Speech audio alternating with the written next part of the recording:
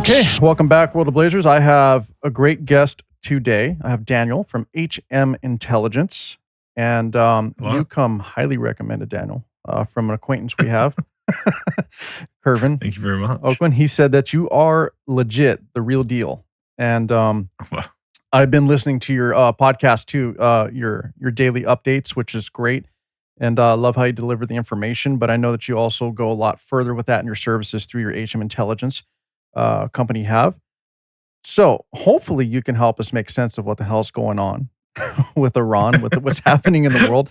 I mean, it's basically a big shit show right now. But, yeah, it's a tall ask. Yeah, but we can give it a go. It is a tall ask. We'll see where we go with it, right? Yeah. Firstly, if you don't mind, let's start with Iran, because that is everything that, that's what everybody's talking about. Obviously, it is the biggest 100%. Conflict at the moment. It's even overshadowing what's been going on in Ukraine for the last 4 years or so. So basically, I want to get from your perspective with Iran. Here's the deal. Everybody's wondering, like, should this war should it even have happened? Should we even be there? I mean, there's an ideological component to this. Obviously, there's a religious ideological component to this, but at the same time, there's also an economic component to this. Many are saying, hey, it's about time we have a free Iran, for example. The people should have a free Iran where they're not oppressed by the Islamic regime. But we're also seeing the implications of the actions taken by the U.S. and allies and how it's affecting the Gulf states there as well, as they're also being attacked, which is crazy to see since they are their Muslim neighbors. So what are your thoughts on this in general? Without, I'm not going to put you on the spot as in saying this is exactly what you think, but give me your opinion based on the intelligence that you are gathering, what you see out there. So I think this was essentially I think the US went ahead with this. Well, the Trump administration went ahead with this because it was a few things fell into place for them. China has just removed their senior leadership of their military, so they are unlikely to act. Russia has proven that they can't support any of their traditional allies while they're occupied in Ukraine. And I think Trump has been trying to move essentially up the board of countries that would kind of lean towards their side, right? He took out Venezuela and now he's taken out Iran. So I think that was one of the big factors to him and the judgment there. Whether they should have done it is not really countries do what they're going to do, right? Oh, understood. The Trump factor is hard to fathom. He's kind of proven this in the past, and I've said it numerous times now. It's he's the wild card that no one can predict, and I think he likes that about himself, and it essentially puts everybody on edge because he's an unpredictable character. That's kind of why I think they went ahead with it. I think they thought Iran's quite isolated at the moment. They're degraded. I think they thought the civilian population were going to be quite open to a revolution if the situation was correct, following the protests earlier in the year. So I think they thought everything had kind of lined up and that now was the time to take that step. I can definitely agree with that. And it's kind of crazy how people didn't connect the dots with, the actions taken by the U.S. in our own southern hemisphere over here and taking out Maduro and controlling that area in Venezuela, especially when Iran was making inroads to set up, their own sleeper cells and whatnot within that area, from a place from where they can launch any attacks, so to speak, if they wanted to. And then there was the China component there as well. So just locking that down and making sure there's no, actions or adverse actions taken against the U.S. from our own southern hemisphere was a huge thing, which then now you see him taking the actions against Iran. So it's almost like he was setting this up and people weren't really seeing that. And so to me, it looked all connected. I could be off, but from what I was seeing, that's kind of like just watching the pieces fall in place. Yeah, I definitely think they're connected. Now he's pressuring Cuba.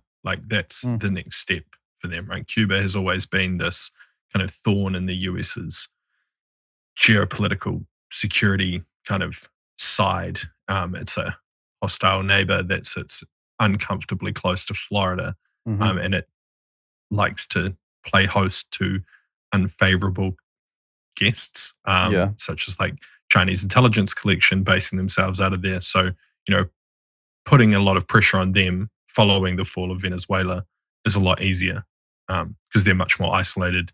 Again, it's just more and more of these countries are preoccupied with other things and unable to help each other out.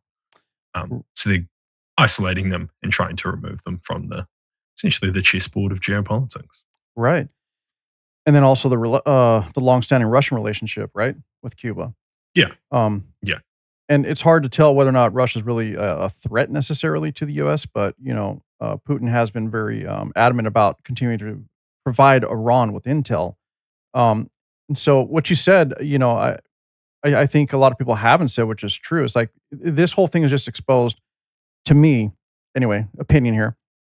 How much the so-called alliances between Russia, Iran, North Korea, right, and China, how strong they really are, who's really willing to act. I was waiting to see how China was going to respond to this whole situation, but thus far they really haven't done anything. They kind of just been hanging out on, out watching everything from from up on a ridge, so to speak, just looking down, going, okay, let's just see how everything plays out, how the cards fall, and then they might make a decision on what they're going to do next. And a lot of people still think that maybe we're just holding out to see how they advance on Taiwan here in the near future. And as far as Russia's relationship with Iran right now, in exchange for example, technologies, drones versus intelligence, and etc. Do you foresee Russia ever really stepping foot into this conflict, or do you think they'll always stay on the outside looking in? I don't think they have the capacity at the moment. I think they're very bogged down in Ukraine. Right. Ukraine has been making some pretty positive step forwards, especially in the Zaporizhia region. There's been quite a few counterattacks that have gone quite well for them. I think Russia is definitely feeling the brunt of a long war, both economically and just in terms of like military capacity. They like to say that they still have like capacity to, fight off their eastern coast, but I don't believe this to be the case. I Hmm. think they are probably much more understaffed than they let Right. be known publicly, and that they just don't have the capacity to conduct like go in and actually support Iran. And again, that would be direct confrontation with the West, which I don't think they're up for. Right. Something they've been avoiding for quite some time. Yeah. And so, getting back to the original question at hand when we first started, let's get back to Iran. So, is Iran, is this something that is a winnable conflict? Um, I don't see how it can be. Okay. I essentially, if you're looking for like win conditions, like what does victory look like Yeah. to What is the US considered a win? administration? Yeah. Yeah, I think that would be complete removal of the current regime and a new, more pro-Western regime put into place. Um, Currently, that seems unlikely, despite the now nearly 4 week campaign against the regime. There's still a pretty significant security force within the country. They still maintain the ability to fire missiles and drones at numerous locations. They still maintain like long range ballistic missiles, which they fired at um, Diego Garcia on Saturday morning. Like they still hold significant capacity. And this is the conflict they've been preparing for. Um, yeah. And So, I mean, they're showing that their tactics and especially the Strait of Hormuz was viable. This was, and lots of people have been talking about it, this war game that happened in like 2004, where this closing of the Strait of Hormuz was like a significant move by the Iranian, the US intelligence officer who was playing the Iranian regime, and it essentially crippled the global markets. And I think he's probably spot on, and he's being proven correct. hmm. Well, see what you're saying there. So, as far as a win is concerned, and let's ask a win for who really, right? For the Yeah, West, and for yeah, the people of Iran, for the Middle East. But can we not argue that it would be advantageous in the Middle East of this if this regime was actually wiped out? Question is, how far is everybody willing to go to do that? And at some point, I don't think they're going to, just because, I think the economic pressures themselves are going to cause, like the US, for example, to start pulling the reins on that. Because when it comes down to it and start hurting pocketbooks, nobody has the stomach to continue and really finish.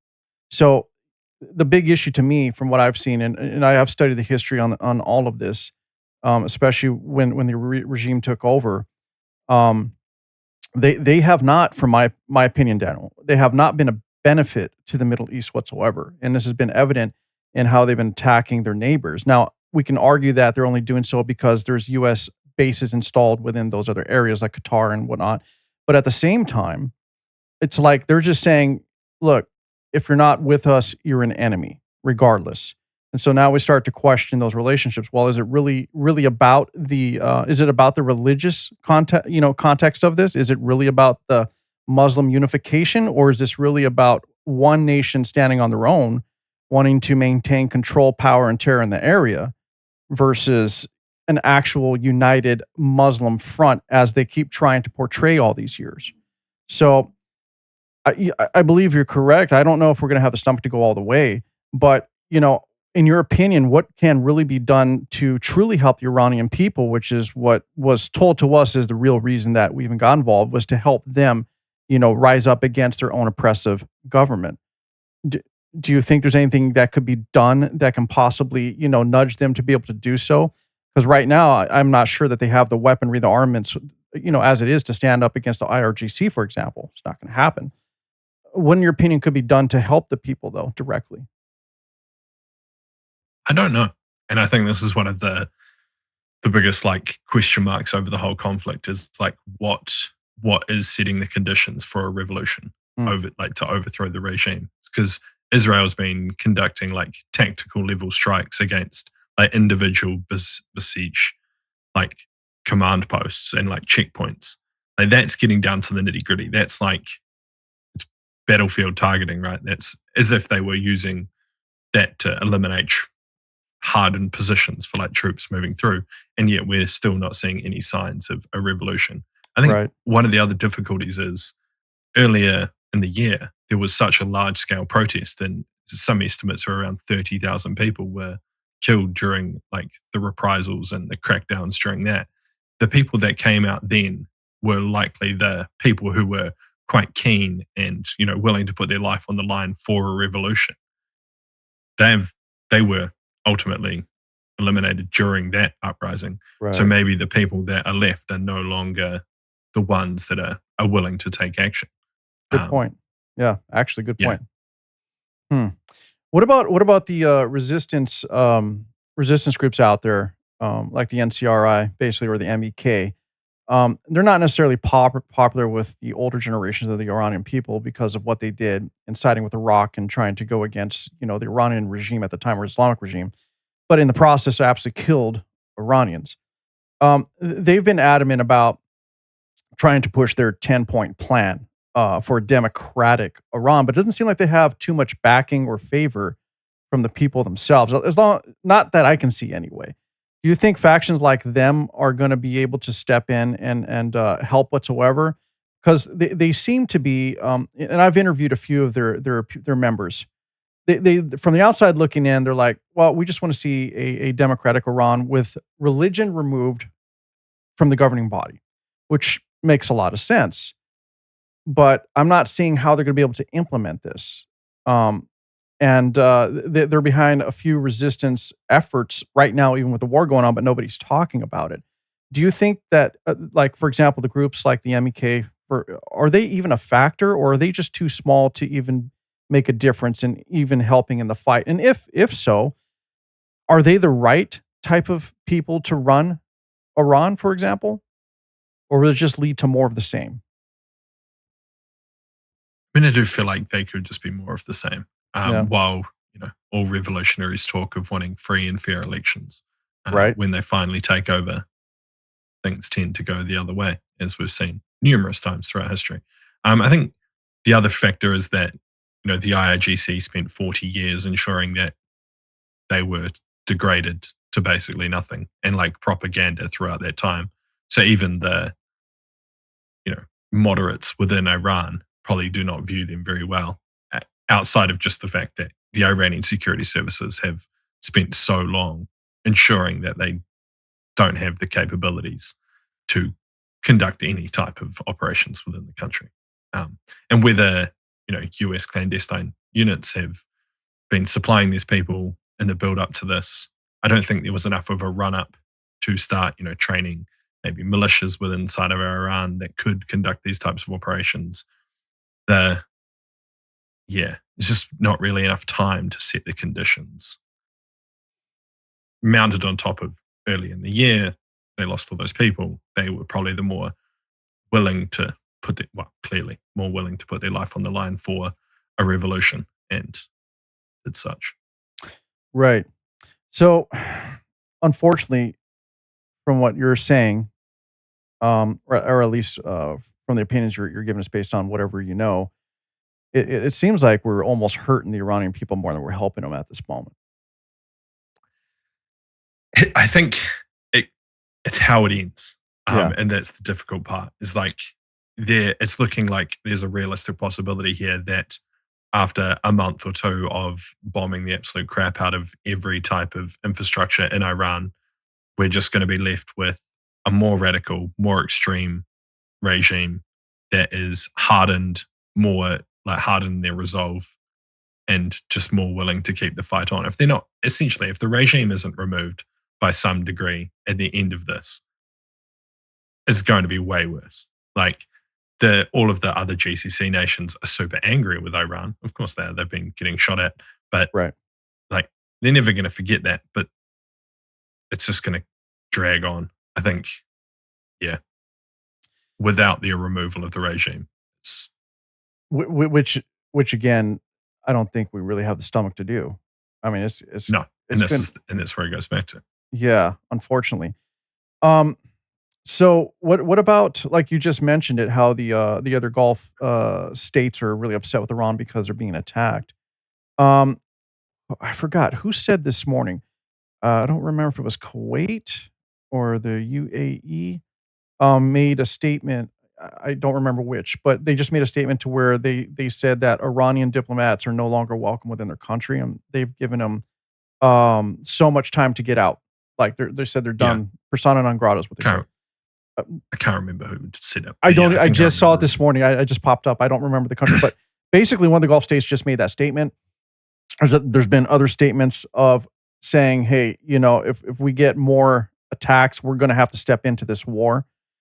And then Iran is also just threatened this morning as well. It just popped up that they were threatening against the Gulf states and the United States, and saying, "Look, if you start to target our infrastructure, for example, our electrical grids, etc., that they will go after these other Gulf states in retaliation." Now, it doesn't seem to me, and I may be wrong because this is not what I do, this is what you do, but it doesn't seem to me that Iran's being very strategic. It seems like they're being very reactionary, and I'm not sure they really have a plan, as most of their leaders have been wiped out. Am I reading this wrong, or is there something more to it? I think this is, while it appears there is no plan, that's part of the plan, is kind of the mentality of it. Gotcha. Is they had designed their units and like built plans and put them in place that, if you lose upper leadership, just start shooting. Like, it's what it seems like to me anyway. And from everything I've read, that, rocket units were given it basically the permission that if you no longer receive instructions and you still have rockets, just target whatever you feel like and don't really think about it. There's been, throughout the weeks, has been like multiple different stories of like Iran saying they would no longer target GCC nations. Uh-huh. And then within an hour or two, there's been other ballistic missiles. Yeah. There definitely seems to be a massive loss of command and control within the forces. But I think this is also by design, because they knew that Israel and the US would be very strategic in removing and eliminating key decision makers within the military, that they set it up so that they could continue to fight and essentially resist so long as they could at whatever technical levels they are. So, yeah, which also makes making a deal and ensuring oil can transit through the Strait of Hormuz because you don't know what level of leadership you need to talk to. There could be technical level units that are just out there dropping sea mines willy nilly in locations that are completely unmarked, and ships are just going to hit them, even if Iran, like upper higher levels of Iran, say they can pass through. Yeah. So it's so it really in your mind really is an actual tactic. So more to confuse, keep people on their heels, almost giving Iran time to regroup and kind of, come up with a proper plan of attack, so to speak, in terms of what they're going to focus on. Um, Makes sense. I mean, it seems to be a tactic of theirs that they've used many times before. Are How about let's talk about the Strait of Hormuz. Do you really, in your mind, the rhetoric going around that has been said that, for example, the Trump administration, before they made the decision, actually did not know that the Strait of Hormuz would be controlled and shut down. Is that? Do you believe that is something to be true, or do you believe that Trump just took a chance and maybe made the wrong call on that one? Um, so there's something they always talk about in Intel. There's either operational success Hmm. or intelligence failure.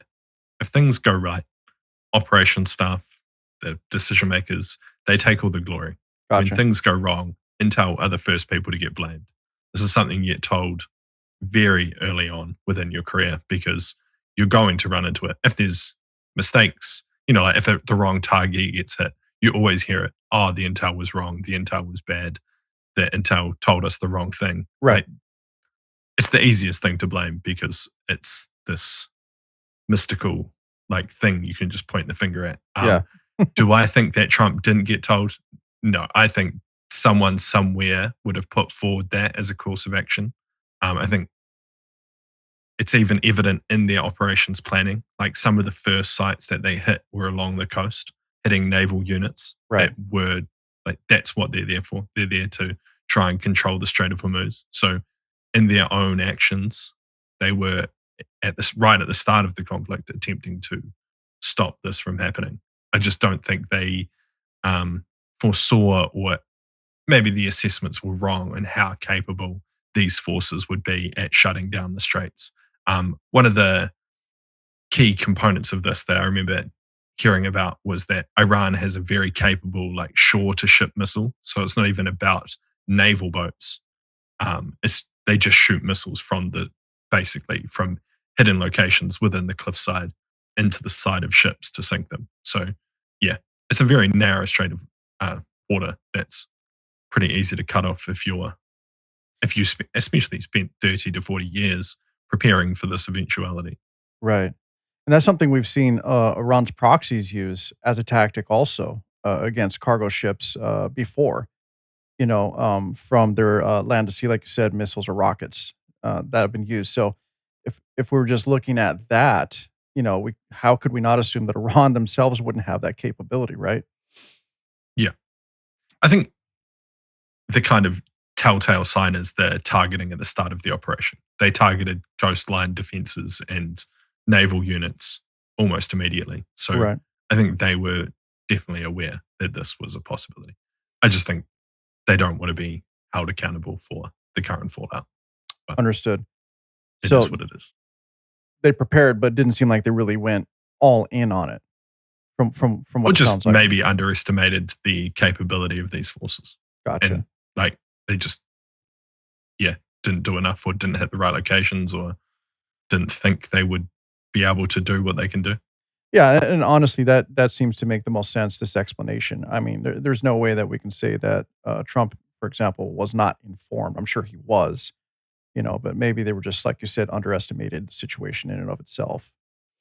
That makes a lot of Yeah, and I'm sense. sure there's a lot of competing priorities and the targetings and like what things need to be taken into account. Uh, So I don't know. since we're It's their, talking it's about their this job. yeah, since we're talking about the Strait of Hormuz, um, what is your initial reaction and or take on, Western allies saying, "No, we do not wanna step in and help the US with this mess that was created with Strait of Hormuz." France, the UK, even Japan, like, nobody really we're like, "You know what? We're kinda hands off on this." Um, what is your take on that reaction? Um, I'm not surprised. Is my as my Yeah, very short assessment. The fair enough. longer, more winded version is like this is just the blowback from Trump's 12 months of rhetoric against those allies. Like Yeah, he's essentially spent 12 months being like, you guys do nothing. You guys, yeah, like essentially, he's ruining his soft power with them and then turned around and asked them to try and help in probably one of the most dangerous and technically complex operations that you could possibly do. That he's essentially asking them to sacrifice people's lives because if you sail naval ships into those regions, you're going to lose people's lives. That's yeah. just what's going to happen. So if they, as they've talked about, want to escort ships through, how quickly are those shorter ship missiles going to go from shooting at cargo ships to firing into the side of naval ships pretty quickly? And the way they work is they sit just above the water, so they can do significant damage and are very hard to stop. Yeah, I mean, that's a clear to the point, assessment of the situation there. But the other side of that is, for example, these other nations are much more reliant on the use of the Strait of Hormuz than the US is, honestly. We don't really get much of our Yeah, oil, you for guys, example, I from think you Iran. guys ship oil. Mhm. Yeah, you're So like one of the only countries that overproduces the amount of oil you use. So Right, yeah, I right. mean that makes complete sense. Um, I don't know. I think it's just going to become a very painful point and drive the price of oil up.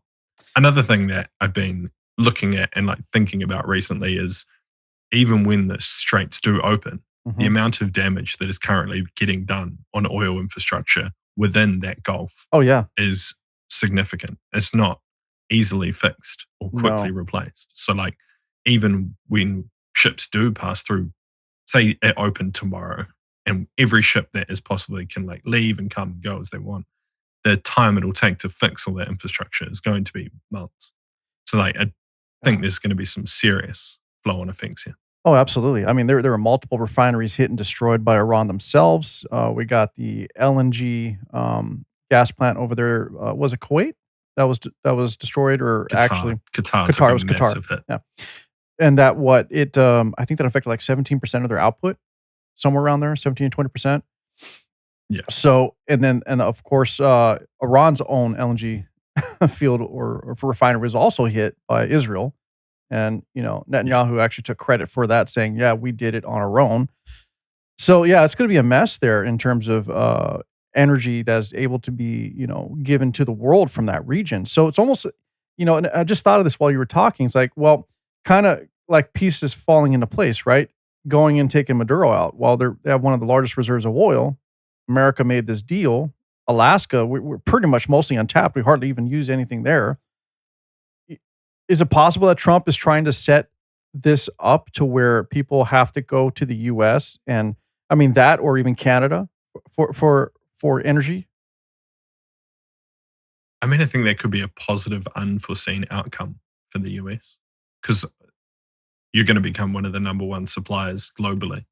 I think it'd Right. also push a lot of countries to start like becoming more self-sufficient. So I'm from New Zealand. We don't essentially get our own oil. We even stopped refining it ourselves, just because of the risk of natural disaster. And there's lots of talk in New Zealand now. We have some large oil fields, and we've never even attempted to try and drill them. And there's talk now of trying to drill them just to become a bit more self sufficient. I think New Zealand is currently on 50 days of fuel because we didn't even hold like, Wow. the global average is 90. I think Australia is in a worse position than we are, and they have no refiners either. So, yeah. Another thing someone told me, and I don't know how true this is, so I should look into it more, but is that the refineries in the US aren't designed for the oil you guys produce. And so it's like essentially US oil is like, is it shale oil? Yeah. It's Shale? like very thin and very like easy to refine, whereas Venezuelan oil is very thick and Yes. hard to like. And your refineries are more designed to refine thicker, harder crude. I think it's actually a combination because if you look at the history with Venezuela way back, I think it was Chevron Corporation, I believe, way back that actually helped Venezuela develop refineries, and they had a longstanding contract in Venezuela with the government. Going, I it goes. Let's just say it goes back a long ways. Yeah. They were the ones that were helping Venezuela actually get the oil and refine it. So they actually create a refinery specifically for that type of oil, the thicker substances you're talking about. Later through Yeah. relationships, dictators, etc., they eventually said, you know what, we're no longer working with the U.S. So those refineries that were there and ready to go have been stagnant for a while. They're working to bring those back online at basically at Trump's request for sure. But we Yeah. still have refineries to refine our own oil. I mean, we have refineries in Texas, Yeah. off the coast of California. We have, off the coast of Florida. I mean, they're all over the place. So we still have that ability. The problem that the US has with oil is when I think under the Biden administration, when he decided, we're just going to drain about 40% of our reserves for whatever reason, which made no sense, which then put the US back into a position of being reliant on the Middle East, for example, which we really, if we're going to be honest, Daniel, the US really doesn't need to be buying oil from anybody. I think No. everybody's playing this long game where they're like, well, let's see who runs out. Well, unfortunately, the world's not going to run out of oil. It's a natural substance. Yeah. It just comes from the breakdown of natural biological, materials such as you and I. Our bodies get buried, whatever. It just eventually that's what comes out of the earth. Yeah. So it's not going away. And I think it's very short-sighted for these guys to try to play this game like, well, we're going to outlast you. Now we have these reserves. Now you got to turn to the U.S. Great. Well, like you said, New Zealand has, places where they can get oil. Russia, I mean, many countries can get their own oil. How much they have and what they're going to consume versus what they need to buy. Now, that is the question, right? And that's where we're going to have to make these relationships and make these deals. But the U.S. is completely reliant. I don't know why, between you and I, we play these games with the world. We really shouldn't be doing this. We should just say, look, Middle East, you're great. Oil, you have it. We have ours. If we need to make whatever relationship we need to because of, let's say, geographical locations to save money on shipping, et cetera, that makes sense, right? From a business standpoint. But outside of that, I have from me to you, I don't know why the U.S. even gets involved in this whole oil debacle. And the people that always say that we're in it for the oil, I think they don't really understand what's going on. We don't need the oil. We're there for the dollar. We're there to keep the dollar strong because it's backing everything. And that's really what I see the U.S. being involved in. As far as Iran, and again, this is my opinion. Like I said, I don't do what you do. Like you can go, you dive a lot deeper. You get all the information that I don't.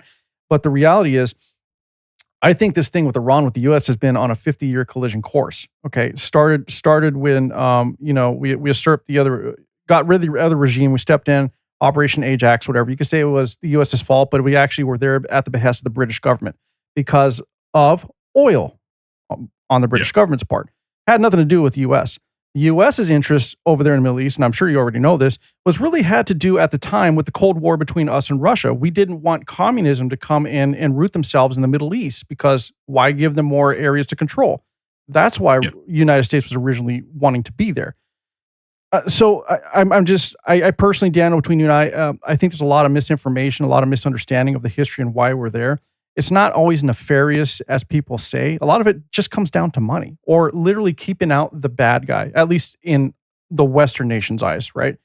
So absolutely. That's my take, and I'm always open for correction because I obviously will miss things. I only have so much time to dive into this stuff, but as far as Iran is concerned, and from my viewpoint, I think the big thing for me has always been the Islamic regime. They have not been a benefit to the Middle East. They haven't been a benefit to their people whatsoever.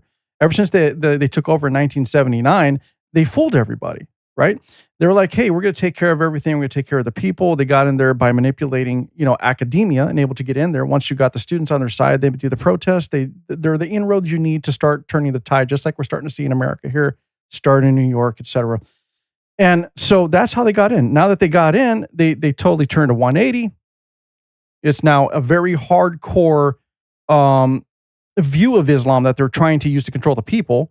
And many people would even argue that they don't even believe in Islam themselves. They're just using it as a tool to manipulate and control people, while they're living, a luxurious lifestyle, all these leaders and clerics, which makes no sense. So as far as Iran, this conflict is concerned, um, strategically, I'm not like we have the capability. Obviously, America has the capability to bomb the hell at everybody at a very accurate way on a very accurate level. But at some point, where the questions come up, Daniel, do you believe that Iran can outlast, for example, the U.S. when it comes to the stockpile of missiles and armaments that they have to resist the U.S. onslaught? Yes, but I think it's because they're just going to hide. They think they're going to hide. Okay. Yeah. No, they just go. They've built deep bunkers. So are you not buying the reports from Iran about how much stockpile they have? Because they've reported they'll eventually run out. Yeah. Don't get me of wrong. course. It's not like they're making them right now while they're under attack, right? Yeah, and like they're blowing up their ability to bank more. Gotcha. But I do think they have a lot. I think they've probably lied. I mean, they've shown they had a lot, right? Yeah. And like they're just going to become more reliant on like less high tech weaponry and go more towards drones. Do you think they've shown us everything they have? You think they have more in terms of technologically advanced weapons? No, I don't think so. I think their missiles can probably shoot further than they stated they could. Going back to the Diego Garcia, right? Yeah. But then like you look at the accuracy of that when it was getting out, one just fell out of the sky and the other missed. So yeah. It's like anything, the further it's throwing a ball, right? The further you try and throw it, the less accurate you become. True. Let's talk about that real quick. So I saw a video you put out about that. What is your take on that attack or alleged attack on Diego Garcia, that missile? Were they trying to, you think, show the world that, look, we have more range than you think? And there was another video out by somebody else that was like, well, maybe it got that distance because, they didn't have like an actual warhead on it, or it was a smaller warhead, for example, accounting for like mass and fuel and everything. Do you think for the UK should actually be concerned with the long range capabilities of Iran's missiles, for example? Or was this just kind of like another one of those, what do you call it? I wouldn't say a false flag, but just basically another symbolic. Yeah, there you go. Symbolic gesture by Iran to say, look what we can do. Yeah, I think that was most likely the move. I haven't seen the person talk about removing the warhead. That would kind of make sense. I don't know if they actually believed it would ever hit anything. So removing the warhead could give it a bit of more range. But essentially, if you wanted to shoot a rocket further, don't you just strap on more explosive, right? Give it more fuel. Well, there you go.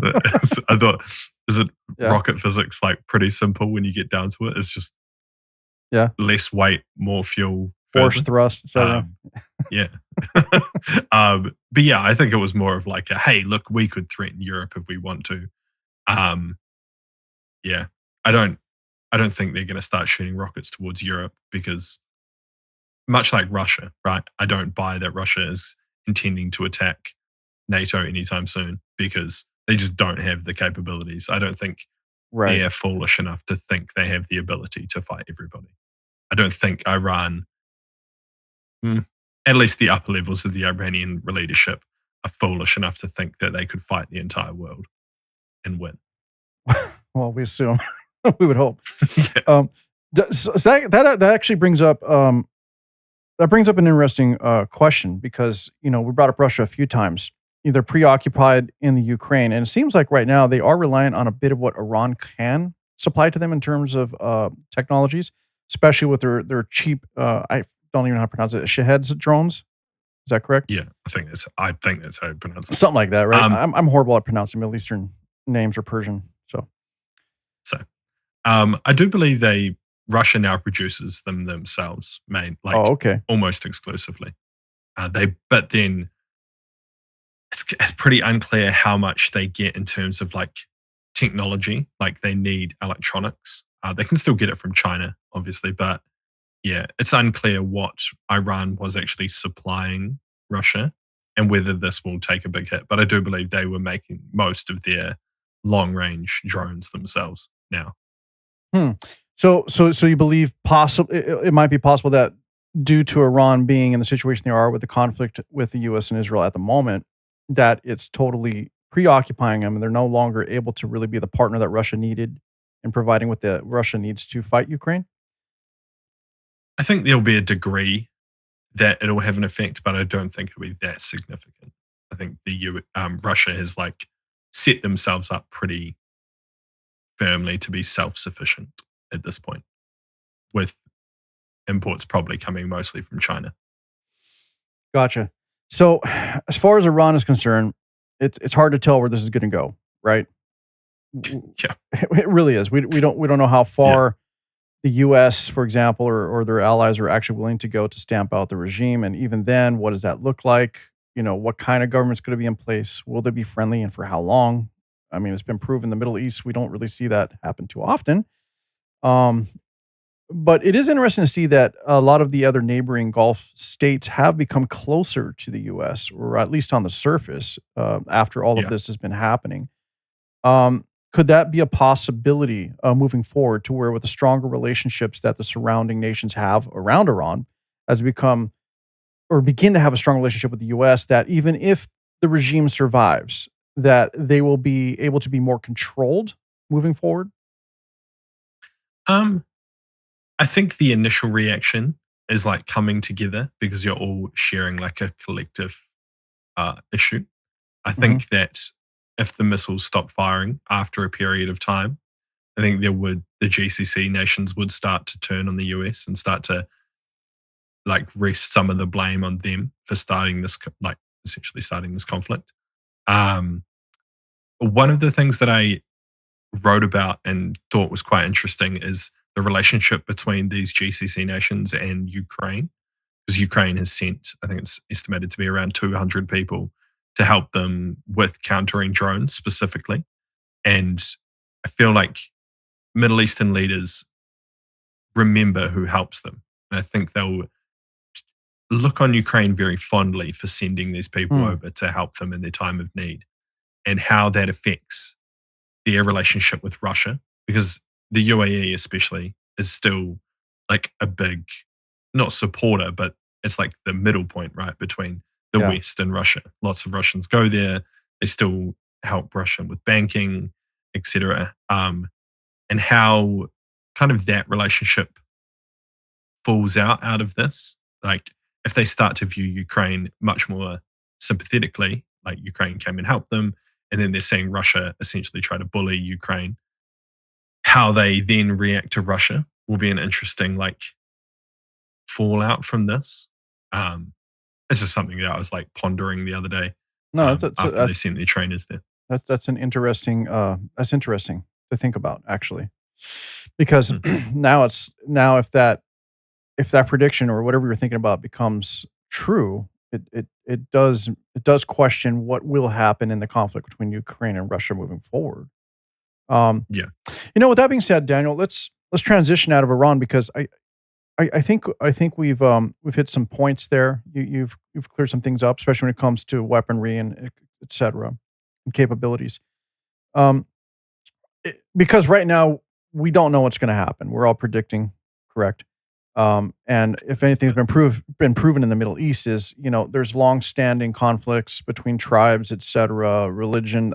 I mean, I don't think there's ever going to be any actual resolve there, regardless, outside of the Western nations wanting to get rid of a terrorist organization, as they say. So I am interested in what you have to say about let's moving on into Ukraine because that conflict's been going on for a few years. I think it's very surprising to many that Ukraine has lasted as long as they have, being they're a considerably smaller nation with a lot less resources compared to Russia. Um, where do you think this is going to go? Do you think Russia's going to eventually have to break down and say, "Hey, we're just going to have to come to an agreement," or do you think Putin's just so stubborn that he's so bent on leaving the legacy of reuniting his modern version of the Russian Empire? But with that being said, do you think Russia is going to have to get to a point eventually where they're just going to have to back out on this and try to come to a some kind of a peace deal with Ukraine? it's tough. Right. Um, Putin's a hard guy to one thing gauge, right? Yeah, well, yeah. But one factor that I kind of I've talked about before is for Putin, this is like, it's not just legacy, it's life and death. Because if he fails here and he gets removed from power, it's probably his family that will also feel the repercussions, right? So Right. he has that on top of him. Like he's built his entire empire. He has his hidden children. He has his families, multiple at this point. Um, and if his like empire, as it were, was to collapse, whoever replaces him, you know, this has happened multiple times in Russia. They don't let the kids stay around, right? They don't let the heirs Yeah. go peacefully into the darkness. They clean house, Yeah. as it were. Like literally. So I think that's a significant factor in this. Like it isn't just about his legacy. Well, that to him is a massive thing.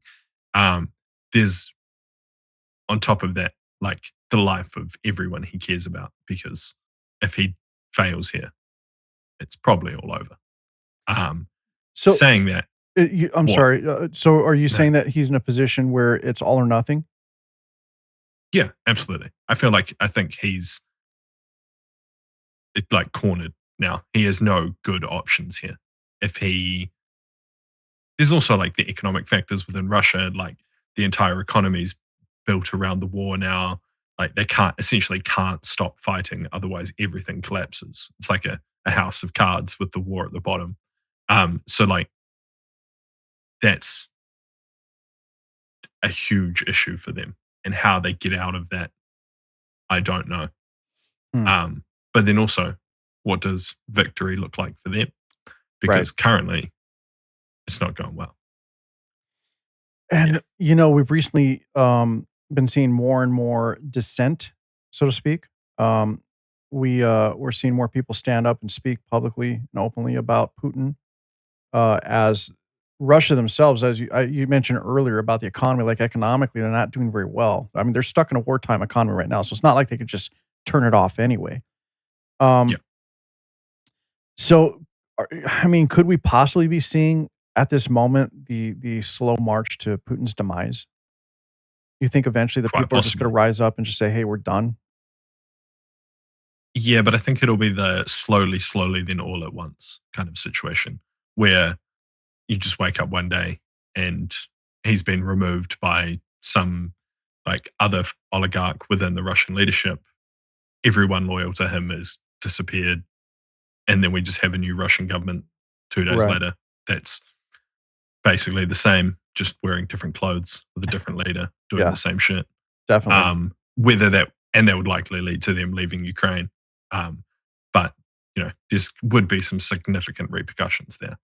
One of the interesting kind of benefits for them economically is the conflict in Iran. Like Trump's removed all the sanctions on their oil, so now they can sell it again to certain countries. So they are benefiting there, and that's going to help their economy. Whether it helps it enough is unlikely, but it's the factors there. Interesting. What is from the outside looking in, from someone who analyzes this stuff, like what is your thought on the Trump Putin relationship here? I think Trump thought they were closer than they were. Yeah.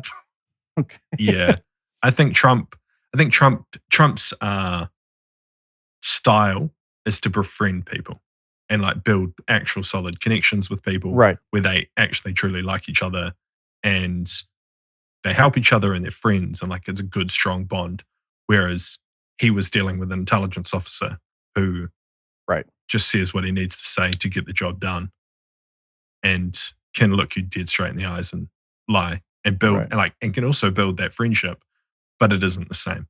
Putin is a very long lasting, like he's an intelligence officer. He knows what he's doing. He Yeah. he played the game he needed to play. And yeah, I think Trump thought he had more sway with Putin personally than he did. Hmm. Interesting. I don't. I'm gonna have to agree with you there. I think a lot of people fail to remember where Putin came from, how he came to power. He was a Yeah. KGB operative. I mean, Yeah. that's He his was background. in he was in East Germany when the Soviet Union fell. One Right. thing is like it's in quite a few books they talk about it, is he still remembers being betrayed by the Soviet leadership. So they were in East Berlin, I believe, and Soviet Union fell apart, and they were like calling out Moscow to be like, "What are we going to do?" And Moscow just didn't answer the calls. So he remembers that betrayal apparently, and is like, yeah, When it comes to Ukraine, look, I think, well, first off, let me just say that I think I agree with your assessment in saying this is gonna be a long, slow change for Putin, especially if he's not successful in Ukraine. Uh, question, honest question, by the way. How important is it for Ukraine to survive against Russia? And this isn't me being like, I don't have a heart for Ukraine. It's just a cold, hard assessment, like, how important is it for Ukraine to survive this? Because it seems like most of Europe, honestly, from my perspective, they weren't really keen to jump in and help Ukraine from the outset. They were kind of on the outside looking in and say, "Yeah, we might send you some money, we might send you this," but nobody put their foot down against Russia and say, "Hey, you're not doing this." They could have. They could have stopped this a long time ago, but they chose not to. So it really comes to question, like, how important is Ukraine as a player in all this? Like, does Europe really care? Does it really matter if Ukraine survives this, or is everybody getting behind Ukraine just to try to say, yeah, we stand up to Putin, but no one's really doing anything? What is your thoughts on this? Like, is Ukraine really as big of a piece as everybody's trying to make it out to be? so I think there's like the, I would call it like tactical level considerations, Okay, where pre the 2022 invasion, Europe relied on Russian gas. So right, w- they, and Russia played, this was a brilliant move by Putin to get Europe dependent on cheap Russian gas. So they couldn't really do anything because they were so fearful of losing all of this energy. right, Um, that obviously changed post 2022. Um, and now they're a lot less reliant, which is great in my opinion. Well, some countries are still reliant, like Hungary and Slovakia, and you still like currently they're really upset because a key pipeline got blown up by Russia, and Ukraine refuses to go and fix it because the last two times they tried, they lost people, and Hungary is essentially blaming Ukraine for them not having energy, but that's also an issue because he's about to lose his election, and there's other things there. But right. another consideration, sorry, No, to get out of rabbit hole. Um, Another consideration that I kind of look at, the way I kind of look at this is there's going to be ramifications. Maybe not so much anymore because the West has helped Ukraine, but initially at the start, it was, the way I looked at it was, if the West doesn't support Ukraine against Russia, then does anyone rely on the West to be supported? Hmm. Um, the US especially. Um, there's people talked about this when the US kind of drew down on their support of the SDF in eastern Syria or Mhm. northern Syria. It's like, is the US a trustworthy partner to go into this with? Right. Because if they're going to leave at the ultimate moment when you need them the most, then what good are they? Why would you work with them? Why would you help them achieve their goals in your country if they're just going to abandon you when push comes to shove? Um, I think Ukraine was a very big test of that, whether the West abandoned Ukraine at its like moment of need and let Russia roll in. Uh, I don't think the West thought Ukraine would hold out, even anywhere near as long as it is now. But at the start, I don't think they had that much faith. They hadn't really given them that much. I think they gave them like anti-tank weapons Right. a month before Russia rolled the tanks over the borders. But I don't think they thought they would hold out this much. But they wanted to like at least show that they were trying to support them. And now they actually are. And I think there's flow-on effects here to like Taiwan, especially. China was almost certainly watching how the West reacted to Oh, the Ukrainian absolutely was. conflict. Yeah. Yeah. Engaging that of like, how is the West going to react if we try and take Taiwan? If the West had not stepped up and supported Ukraine at all, I'd say they probably would have already taken Taiwan because Yeah, if you I push, agree with that. if you Yeah. put them under pressure and they don't support, then what's stopping you, right? Yeah. Yeah, and I think the amount of support that the West gave to Ukraine has made China rethink and recalibrate how it's going to take Taiwan. Hmm. There's also like the actual military changes of like the conflict of like how drones have changed warfare. I think Ukraine's ability to innovate and come up with new ways to use these weapons has been probably one of the key factors that's helped them win this war. Without drones, I don't think they would have won. If drones didn't exist as a technology, Yeah.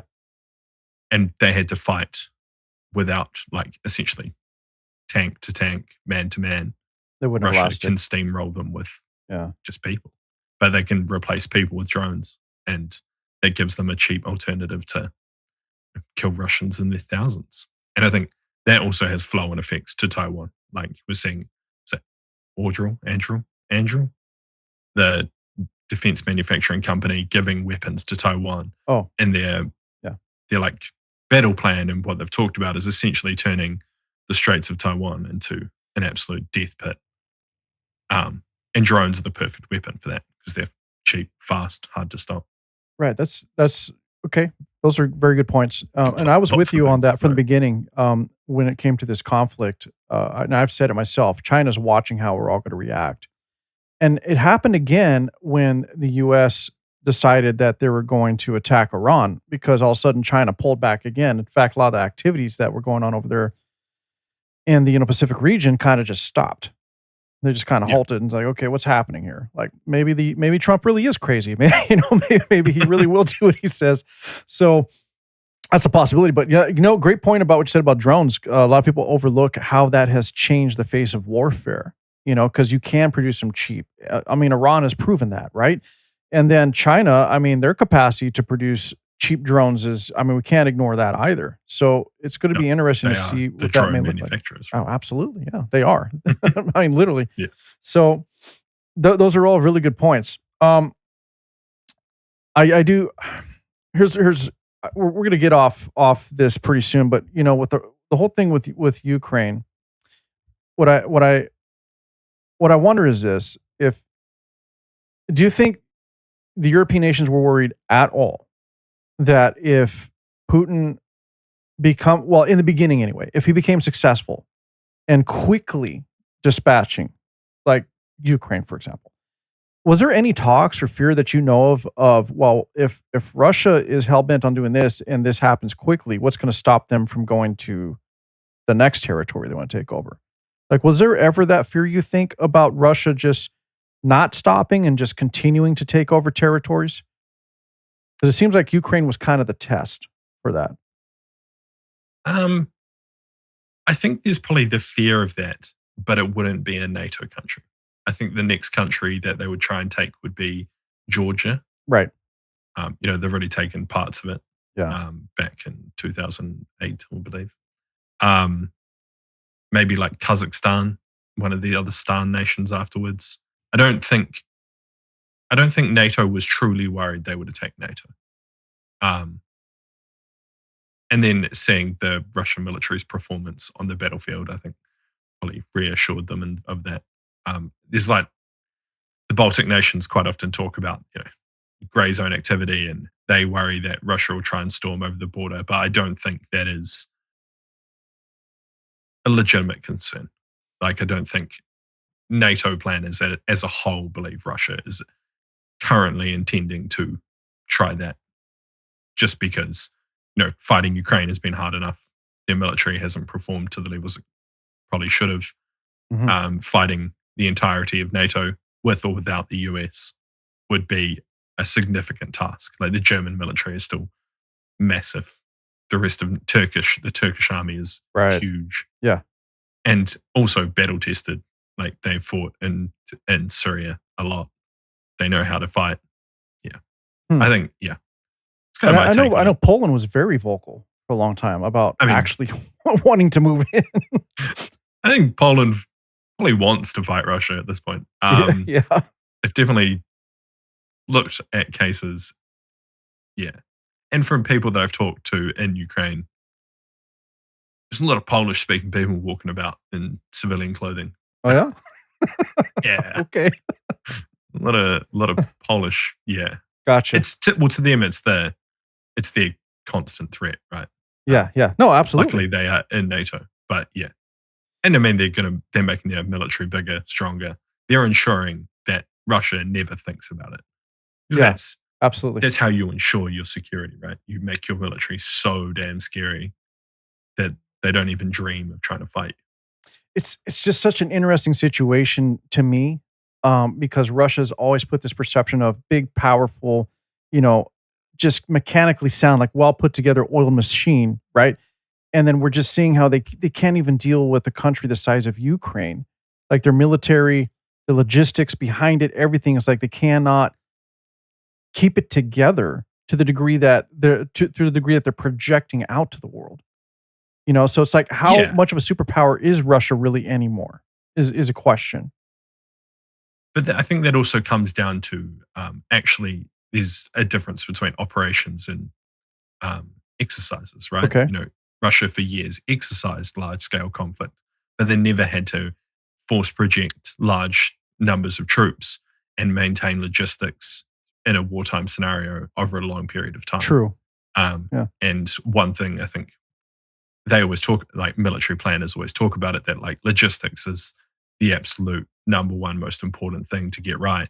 And that's what let Russia down at the start. They just didn't have the logistics capacity to be bringing up fuel, ammunition, and more Right. people Keep those to the supplies front going. as Yeah. fast as they were moving. Yeah.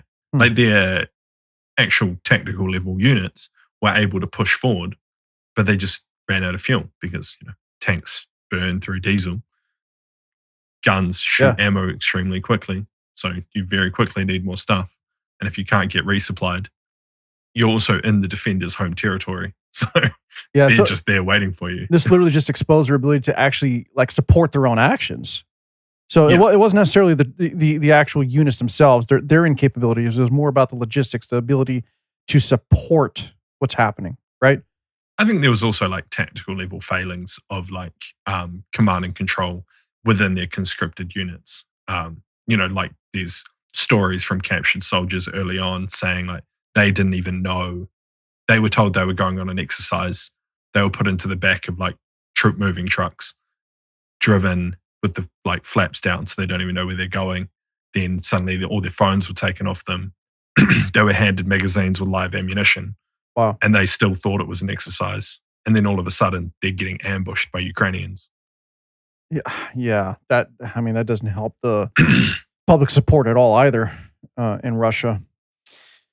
Well, hopefully this whole thing gets resolved sooner than later. I mean, like I said, it's already been going on over 4 years. I wish the Yeah. best for Ukraine, but yeah.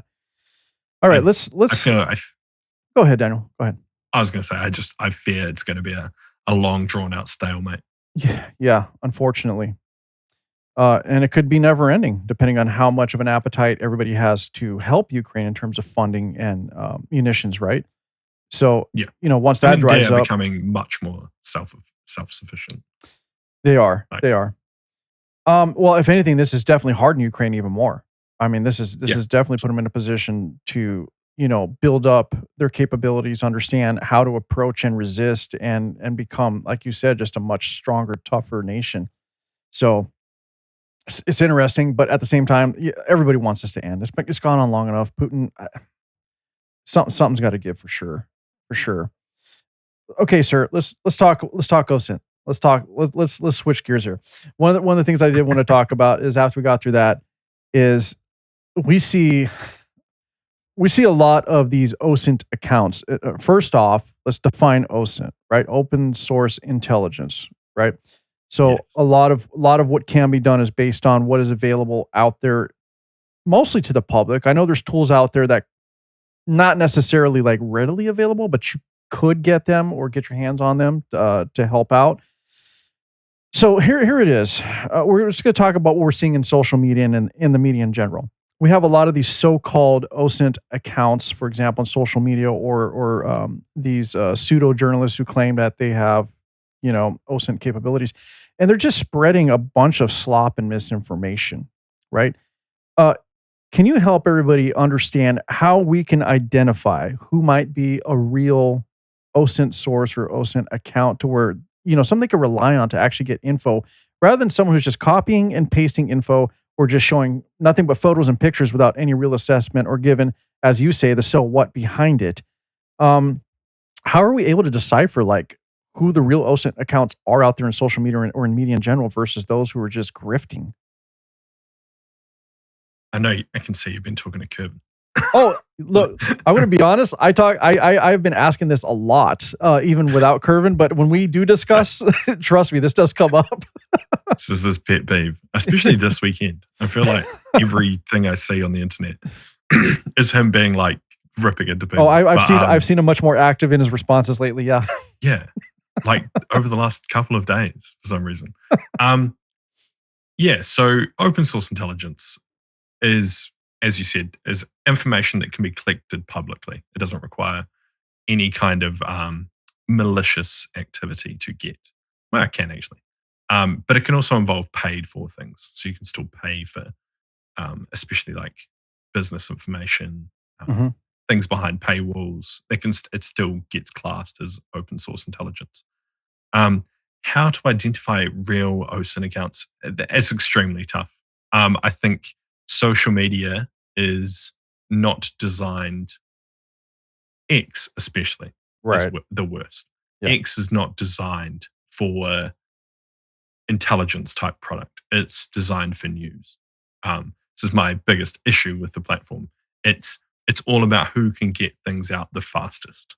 Yes. Who's first? So and it essentially requires people to copy and paste, reword, copy and paste, go. Yeah. How you identify them is probably around just watching them for a while, seeing what they do, seeing how they operate, what they're putting out, whether they are providing value. Because as you said, intelligence is information that has been analyzed and it provides some kind of so what assessment. Like, so what does that actually mean? And it should be, if it's going to be proper intelligence, it should be like very clear what is the information that was collected and what is the assessment parts of it. Right. Because otherwise it becomes quite muddled. And that's where you get like lots of these accounts. It'll be a mixture of their opinion and the information that they got. And then it becomes a bit confusing as to what is real and what's just their opinion that they're adding onto it. Extremely hard on X. Don't get me wrong. I don't think any of the big accounts are very good at providing assessments, providing a so what. I know Kevin has a massive issue with OSINT Defender. Yeah, that just came up. Because I've never spoken to the guy. I know a guy that helps him out who does write some good stuff. Yeah. But yeah, it's tough. I don't think social media is designed for it. I think if you want proper like actual intelligence reporting, you can't really get it on X. You probably need to be getting it off like Substack. Okay. Instagram's better because you can provide like actually written, like long form written content. Yeah, and to that point, I think Substack does a better job at that as well. As far as allowing somebody to be able to write long form articles and notes and opinions, for sure. But then it's also like, is that what people want? Because like even within like actual intelligence customers, most recipients of intelligence aren't reading the full reports. The most people that read actual intelligence reports are just other Intel nerds because we're the only people with the time and the effort to actually do it. Everyone else is just reading the executive summary and moving on. No, you're right. You're right. Yeah. And that's how your intelligence product should be written. So like I try to have a bluff in the second slide of every post. That's just like a paragraph. It's like, if you just read this, you should understand everything that's in here. You can move on with your life. Because I know people don't have 5 minutes to read every post. Look, if they get 30 seconds. Yeah, and that's exactly it. So I don't know. It's very hard. And it comes down to whether people actually want to to learn about what's going on, or they're just wanting to get the headlines. Yes, you're correct. I've always said people live on the surface of a headline. Literally live on the Yeah. surface of headlines. They don't want to dive any deeper. Um, you made some good points because it is hard to decipher, but I am not considering myself an OSINT. I guess I'm not. That's not my background. You guys came from a different, you have the training, etc. But the reality is, like, when I see an X account that claims to be an OSINT account, it's like they're not giving you the summary. They're not giving you like you said, here's what happened. Now this is what it might mean. What could be the implications of. And you're correct. You see a lot of opinion pieces, right? But let me ask you directly: are intelligence professionals supposed to have an opinion at all? I mean, I'm sure you do, but you don't necessarily, put it out there, right? And the reason being what? Just to give the information so other people can make their own decisions? Um, I mean, yeah. Sorry, was the question, should intelligence professionals like Well, put it's kind of a forward their two. It opinion? was kind of a two thing there, two-parter there. So it's like, are intelligence people, such as yourself, for example, you guys were trained to do what you do. Are you supposed to hold an opinion? And if you do, are you not supposed to express that opinion out there, like especially on social media, or should you always hold that back just so that the information is front and center, so others can form their own opinions or assessments? You sh- if it's intelligence, it should Yeah. have an assessment. It shouldn't be an opinion. It should be Period. your assessment. Yeah, it should. Everyone has bias, which is their opinion, but Yes. it should be your assessment of what you've read, understood from other things, and what you think it actually means. Intelligence should be like bipartisan. It shouldn't have that type of sway to it, which is pretty common on social media. So Yes. yeah, it's pretty tough. But Do you find it tough to hold back your opinions? What also? I mean, that's kind of part of the question. I just wasn't asking directly, I guess. Is it hard for someone like you, for example? Because with your experience, everything that you and others like you see, a lot of you have served in the military. You've been deployed. Like, do you not form an opinion yourself? Did you find it hard at times to keep your own opinions yourself while you're given the information about the situation out there? not really, because No, it's how I've spent most of my life now. got it. But like, it definitely like forms. It informs everything, right? It's Yeah, because I know like my views on certain conflicts around the world are not the same views held by most people, especially in this day and age in the hmm, UK. And like in that kind of realm, I just keep my opinion to myself because there's no point having that argument with these people. Like that's not going to help anything. I could sit there and give them a 30-minute absolute berating on why I think certain things are true and correct and right, but it's not going to change their point. Um, understood. then there's my assessment on what I think might happen, but that is purely looking at this has happened. So I think this could be the follow on effect because of past form, things that have happened in the past, how people act, what human nature kind of feeds in, etc. So So I hope that helps.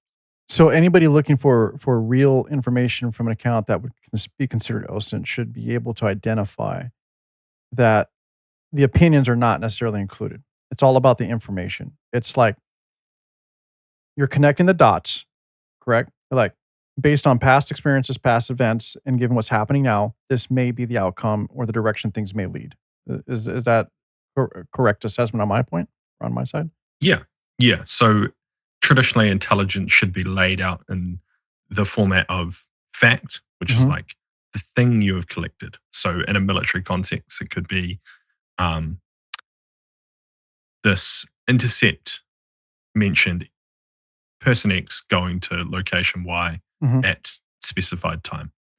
And then you could have a comment under it, which is additional reporting that supports the information you're writing the report about. And it could be like person X is a known associate of HVI, yada, yada, yada, known member of the Islamic State. And then your assessment could be person X is likely a member of the Islamic State. He's possibly going to meet, and it should have language in there that gives you it's assessment based language. So it's like Right. likely, possible, and it's defined language that gives percentages on probability. And your assessment should also be fleshed out with other analysts who have also read the same reporting. It shouldn't just be one person's assessment. It's generally quite a collaborative thing to do. You sit down and talk about what you think this piece of information might mean, and then you provide assessments from there. You can use there's other tools and stuff, like logic tools, to help you make your assessments. And then you use the language to give these assessments to decision makers. So when they read it, it can be like, okay, there's a possible member of ISIS going to this building at this time. We can now use that to take these actions. So when it comes to going back to social media, if people aren't doing these things, then it's kind of a red flag, right? Some people should be going, these guys are kind of full of shit, right? Yeah, but I think they're just using the word wrong. Yeah. Like they've taken OSINT because it sounds cool. Yeah. And they're using it to describe news reporting. Yes. And because all they're doing is, they're trying to report the facts, their opinion of their facts. Yeah. Or just trying to get likes and clicks. I mean, yeah. Exactly. That's it. Engagement. But also, as a person who has grown an account, mm-hmm. you have to play their game. Right. There's no other way around it. And I've even read books on how to grow a social media channel, essentially. Yeah. And it's there's posts that are for people that already follow your account. So looking at my account, every day I try and write one intelligence assessment. And I take a news story, put it in 2 paragraphs, then write my very smart camera is now zoomed in on my face. It's okay. It's not going to go back. That's really cool. Okay. Looks like you're zooming in for the rest of this. Looks like you got one of those Ozbots. Is it one of those cameras? Yes. Yeah. Yes. I'm familiar. Exactly it. Except now it's not. It's based on your gestures. Yeah. Anyway, so yeah, every day I try and do that. And that's for people that already follow me. So they're already interested and they're probably going to put in the time to actually read what I've written. And then you have ways of getting new followers. And that's where I think you have to play their game. Right. The things that bring new eyes to your channel are cool videos on the internet. There's no other way around it. Yeah, I'm horrible at social media. I don't play the social media game very well personally. I don't have time. I got to, I got other ways I got to make money here. I mean, let's be honest. So, but I appreciate what you're saying because people got to be able to decipher who's real and who isn't. And I get what you're saying. They're using the word OSINT wrong because they're just regurgitating news. We're trying to be first at look what happened. But I just find it wrong that they're using the word at all. They should be honest about what it is because what the problem is it sets the precedent for someone to look at OSINT in general. For people like you, they look at it from the wrong perspective. They think that, this is relatable. This is the same thing when it's really not. And to me, it kind of just cheapens what you're doing because you guys take what you do serious and these other people are just trying to write off your coattails, basically, is what I see. So, maybe I'm taking it a little bit too strongly, but that's kind of how I take it when I'm seeing these things. What kind of thought on it is? All of the pages that I know to be actual intelligence professionals don't use the word OSINT. They Fair all point. use the word intelligence. Yeah. Something intelligence. Gotcha. Because to us, OSINT is another collection stream. Yeah. It is tools, correct? It's just a type of collection. So I think there's probably a somewhat reasonable way of understanding who has actually worked in intelligence because you wouldn't. I think it's becoming a thing now, but when I was in the military, OSINT was only just starting to be a thing, and it wasn't a dedicated collection method. It was just something intelligence analysts did, and then we fused it with SIGINT or HUMINT or Gotcha. other forms of INT. So yeah, and that would be a weird way. In my view, it would be a weird way to describe yourself, or you're like, Fair if enough. all you did was yeah, I don't know. No, Just a I way of understand what thinking you're about it. saying. I get it. I get it. That's Yeah. it's funny. Interestingly, I know some of these pages do more than OSINT, which is also funny. So it's like they also do human. Yeah. So calling themselves like an OSINT page is like, well, okay, almost in some ways selling themselves short because they do other kinds of collection. Right. So, and really quick for people that don't know, so OSINT, we already said open source intelligence. Human would be human intelligence, actual human interaction, getting information from people. So it's essentially just in the current context would be talking to someone online to get more Like us? information about a thing. Yeah, essentially. Except probably not so publicly. Right. Fair enough. Yeah. How about this, Daniel? So thank you for that, clearing up. Maybe you can help us at this. I want to get your opinion on how people can better decipher between misinformation, for example, and what's real and what isn't.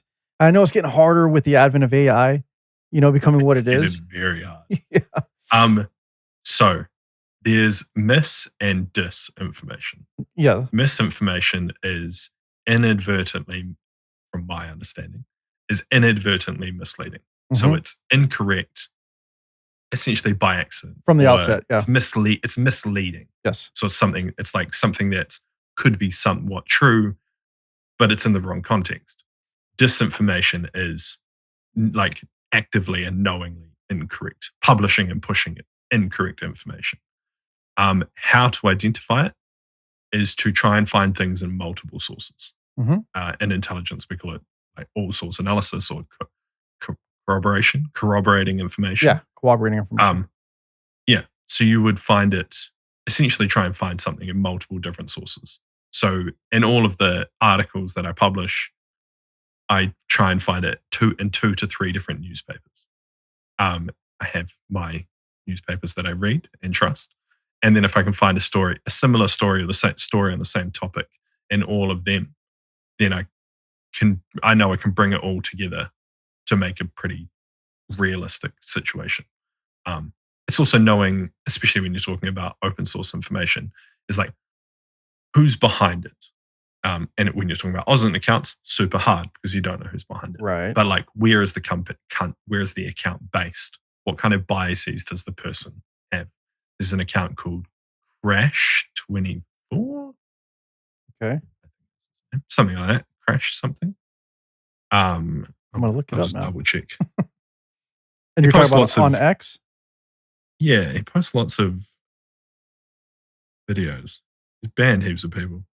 Clash Report. Oh, Clash Report? Yeah. Anyway, really big channel. 809,000 followers. He is Turkish. Gotcha. Nothing wrong with Turkish people, but you got to know he's Turkish. So if he's talking about things that involve Kurds, he's going to have Bias. an opinion. Yeah. A significant bias. And if you look at the way he talks about things that happen in Syria, he's not subtle about his biases. The language he uses to describe Kurdish people is pretty derogatory. Not kind? It's pretty clear. Yeah. But like, it's understanding that like who is behind these things. Right. And then there's also nowadays is AI verification, cross-checking.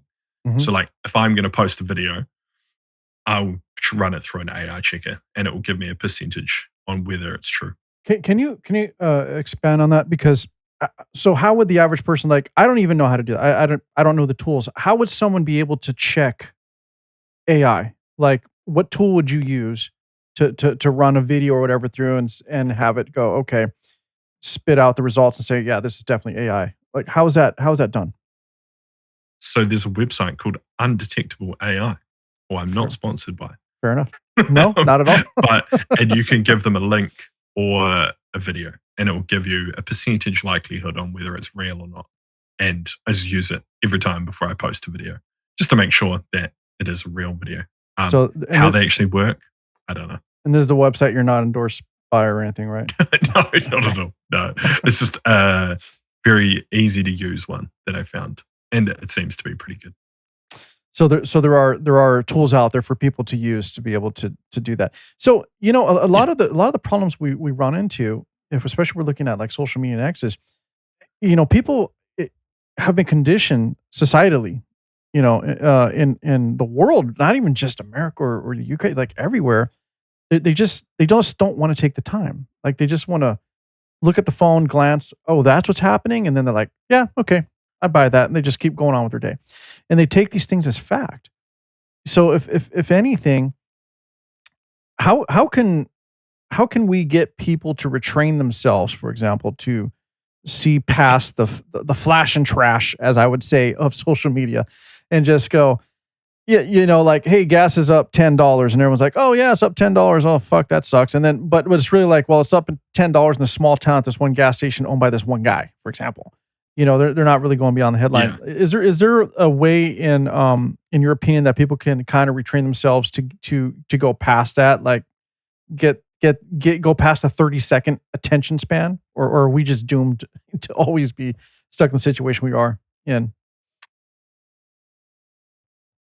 No answer. Do worry, we're doomed. We're doomed. I think so too. um, Unfortunately. it's just, yeah, I don't. I actually don't know. Hey, that's a fair answer, man. Yeah. I mean, we're not going to solve all the world's problems, but I just see I just see how, unfortunately, we've been marching down this short attention span society, like global society, in terms of attention span. It's like it makes it so hard for people to get down to the bottom of the truth if we're just relying on media and social media accounts, because everybody just wants to capture attention within that first 5 seconds, or 10 seconds. I mean, most people aren't even watching 30-second videos all the way through anymore. So Yeah. it's like, how do we get our point across? Like, how do we get convince people, like, no, I did the work. Here's what's going on. And then so often they're dismissing professionals like yourself, for example, because they're like, yeah, I don't have the time for that. You're not really getting to the point within the first 5 seconds. Like, how would we be able to get our messaging across? I mean, can we condense it to that level? I mean, I think it's also the way things are put across. Okay. Like having a bluff, having like as much information as you can Right. very early on. So much like traditional intelligence recipients would get the executive summary of the report, which is 2 to 3 paragraphs or lines, basically. Okay. Um, I mean, yeah, it's not good It's because hard because some of these things are so it's, complex. Like, how are you, yeah, absolutely. you And know, people just don't get. Yeah, I don't know. It's extremely hard, mate. I don't I'm know. just gonna say it. We're fucked, I guess. I don't know. Yeah, I guess. Well, hell, hopefully. man. Um, let's go ahead and call it for now, if you're okay with that. Um, Yeah, absolutely. yeah, no, I appreciate this. This was good, Daniel. Maybe we can reconnect again later because there's always gonna be something going on. I'd love to get more updates. Yeah, right. I would like to get more updates from you down the road for sure. But hey, listen, I appreciate your time. Thank you for giving your insight and your, I'm not going to say opinion. I'm going to get giving us your assessment on what was going on in Iran, what you think on Ukraine Russia war, and kind of giving us a better idea on how we can look past the BS on social media and really recognize like who's really going out there to give us information versus those who are just sensationalizing and trying to get likes and clicks and just trying to be at the forefront, but not really delivering anything substantive in terms of actual material that's beneficial. So I do appreciate all of that. No worries. All right, let's talk about you. How do people find you? Where should they go to get more, Daniel? Where do they get more? Um, I think it's like HM Intelligence on basically all platforms, mainly on Instagram. My current Is focus is that thing I'm trying to grow. hmintelligence.com or .org? I don't recall. Oh, it's .org. It is? The Okay. website is .org. All right. .com was about £5,000 more expensive. Whew. Okay. Yeah, well, because HM could be Her Majesty's or His Majesty's. Understood. So So hmintelligence.org. And then you yeah, have your daily podcast, correct? That's pretty much everywhere. yeah. It's called the Intel Brief. It's essentially just me giving off 3 stories every morning. I think it's between 6 to 8 minutes. pretty quick, pretty short and sharp. It has a video that goes with it if you want to see what I'm talking about, and I give an assessment on each thing I'm talking about. And also YouTube videos. So the HM Intelligence on YouTube, trying to do not long form, but like more longer form, so around 10-minute long videos looking at different topics and explaining it that way. So concise, to the point, get on with your day, right? Yeah. And then for deeper dives, they can contact your company to get what other services that you may offer from there. Is that correct? Yeah, I'll point you in the right direction. Gotcha. We're pointing in the right direction. Fair enough. All right, Daniel, appreciate it, sir. Thank you for your time. No worries. Thank you very much. Awesome. Talk to you later. Devils hide behind redemption. Honesty is a one-way gate to hell.